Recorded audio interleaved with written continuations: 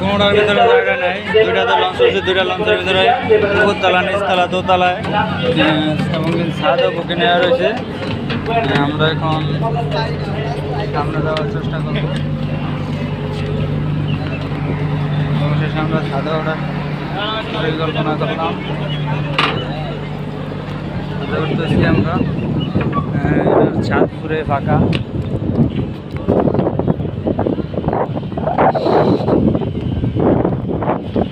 ছাদে কোনো যাত্রী নাই, পুরোই ফাঁকা আছে।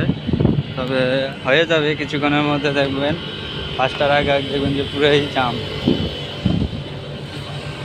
ওকে, আল্লাহ হাফেজ। আমি এখন চলে যাব ফেসবুক লাইভ।